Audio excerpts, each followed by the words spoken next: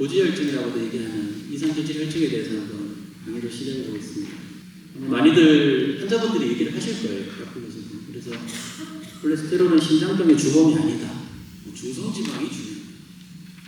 스타틴은 제약해서 업무고 포화지방은 나쁘지 않고 탄수화물이 문제고 스몰 댄스 LDL만 의미가 있다. 그러니까 중성지방이 올라가면 그게 이제 스몰 댄스 LDL이 늘어나니까 그게 의미가 있는 것이 일반 LDL, 타입에는 의미가 없다. 뭐 이런 얘기도 많이 하고요. 쿠키텐 꼭 먹어야 된다.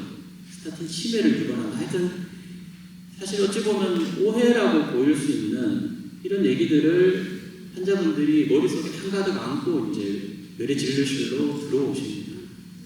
사실 이렇다 보니 환자분들도 사실 혼란스러워 하시고 어찌 보면 설명을 해야 되는 저희도 참 어렵습니다. 그럼에도 불구하고 어떤 사실에 근거해서 환자분들에게 충분히 치료가 필요함을 설명을 해야 됩니다. 이제 그러려면 어떤 중심을 잡을 수 있는 그 무언가가 필요합니다. 그것이 바로 이런 진료 지침이 아닐까 생각이 되는데, 이 진료 지침이라고 하는 것은 그냥 전문가들끼리 모여서 자기들끼리 토론하다가 내린 결론이 아니고 수많은 임상 연구와 이 데이터 분석을 통해서 최선의 결론을 정리한 결과물이라고 할 수 있습니다. 쉽게 말씀드리면 우리나라에 이 콜레스테롤과 관련된 대가라고 하는 교수님들이 모여서 수십만 편의 논문을 가지고 내린 어찌 보면 결론이죠. 그래서 진료 현장에서 중심을 잡아주는 어찌 보면 기준인데, 오늘 제가 이제 앞으로 쭉 얘기를 드릴 텐데 치료가 어떻고 그 다음에 부작용이 어떻고 이런 얘기들도 다 이 진료 지침에 근거해서 말씀을 드리고자 합니다. 자, 순서는 이런 식으로 진행이 될 건데요. 이제 지금은 이상지질이 하나의 어떤 질환으로 인정이 되었지만 한때는 이제 가설로 불렸는데 그거에 대한 역사를 좀 살펴보고 이제 본 내용으로 들어가 보면, 사실 1900년도 초만 해도 감염병이 주요 사망 원인이었습니다. 다들 아실 것 같아요. 스페인 독감이라든지 결핵이라든지. 하지만 이제 의학이 발달하고 위생 환경이 개선되면서 만성질환이 부상을 하게 됩니다. 암이 사망 원인 1위라고 얘기를 하지만 실제 현재 전 세계 사망 원인 1위는 혈관 질환입니다. 그 핵심 위험 인자 중 하나가 오늘 말씀드리는 이상지질증이고요. 한때는 이렇게 생각을 했죠. 가설, 지질 가설이라고 얘기를 하고, 콜레스테롤이 높으면 심장병이 생긴다. 지금 보면 상식과도 같은 얘기인데 1900년도 초만 해도 이거는 일종의 약간 과격한 주장이었습니다. 혈중 콜레스테롤의 증가는 동맥경화를 유발하고 심혈관 질환의 주된 원인이다.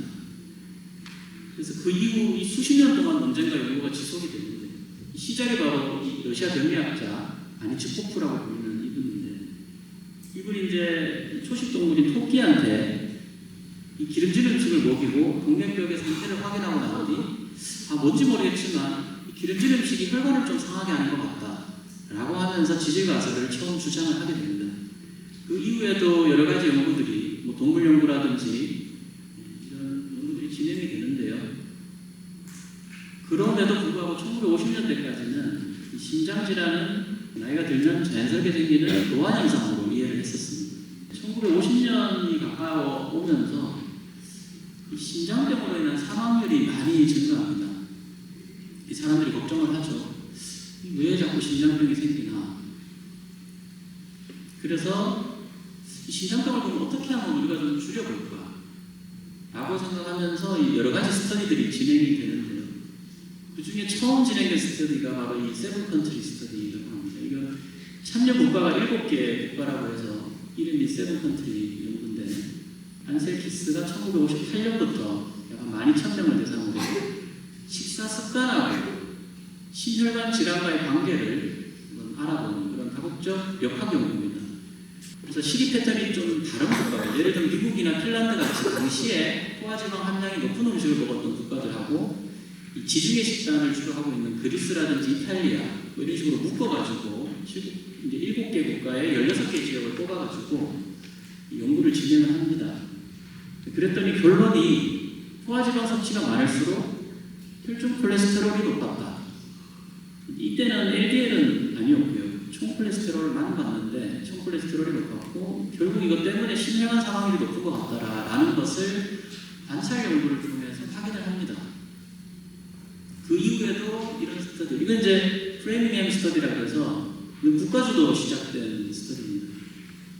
미국에 있는 매사추세츠주의 작은 마을이거든요. 이 프레밍햄이라고 하는 한 5,000명 정도를 대상으로 해서 그 본세대뿐만이 아니라 자녀, 손주 세대까지 지금도 이게 진행이 되고 있습니다. 한 70년이 넘는 이게 코호트 연구인데 여기서도 비슷한 결론이 나옵니다. 고혈압이나 콜레스테롤, 흡연, 비만 등이 심혈관 질환의 위험을 높인다.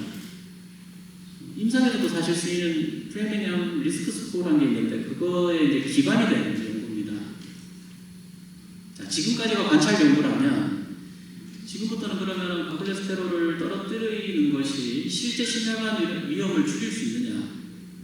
스타틴 같은 약을 써서 실제 심혈관 질환을 줄일 수 있느냐를 보는 연구들입니다. 그래서 오스컵스 연구라고 굉장히 유명한 연구인데 이 프라바스타틴하고 위약분을 가지고 지켜봤더니 이 심혈관 질환도 줄어들고 그로 인한 사망률도 모든 사망 이것까지 줄어드는 것을 확인할 수 있었습니다. 이때까지만 해도 약을 써서 심혈관 질환을 쉽게 말하면 죽을 사람을 살릴 수 있다라는 약은 없었거든요.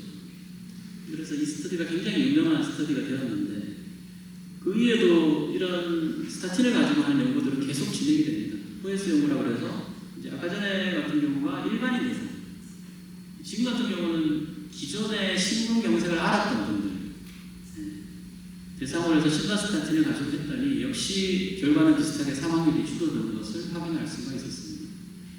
그래서 지금 두 가지밖에, 시간상 제가 두 가지밖에 안 보여드렸지만 무수히 많은 스타틴을 가지고 한 연구들이 계속 나옵니다. 1차 예방, 그러니까 질환이 없는 분을 대상으로 한 연구도 그랬고 2차 예방, 기존의 질환을 가진 심근경색이나 뇌경색을 가진 분들의 연구도 그랬고 그래서 관찰 연구나 병리 연구나 스타틴을 이용한 치료 개입에 대한 연구들이나 이 모든 연구들에서 같은 방향을 바라보고 있었다는 거죠. 그러니까 콜레스테롤이 높은 게 문제가 되고 떨어뜨리면 쉽게 말하면 심혈관 질환이 줄어든다. 이 모든 결과들을 가지고 2017년도에 유럽 동맥경화학회에서는 합의 성명서라는 걸 발표합니다. 그때까지 있었던 모든 연구들, 유전학 연구, 그러니까 태어나면서부터 콜레스테롤 레벨이 좀 낮은 분들 그런 유전학 연구, 역학 연구, 스타틴을 가지고 하는 임상 연구로부터 대상자는 총 한 77만 명 정도가 되는데 결론을 내린 게 이겁니다. 콜레스테롤은 동맥경화의 직접적 원인이다. 그리고 특히 고위험군 같은 경우는 조기에, 강하게, 오랫동안 떨어뜨리는 전략이 중요하다. 그리고 그렇게 떨어뜨리는 그것이 바로 심혈관 질환을 예방할 수가 있다라고 얘기를 합니다. 그래서 일종의 이쪽 배경 역사 쪽에서의 이제 결론 같은 얘기인데 더 이상 지질 가설이라고 부를 수는 없고 지질 이론이다, 확인된 이론이다라고 말을 해야 될 것 같고 콜레스테롤은 심혈관 질환의 주요 원인이라는 점은 사실 더 이상 논쟁의 대상이 아니라고 보고 있습니다.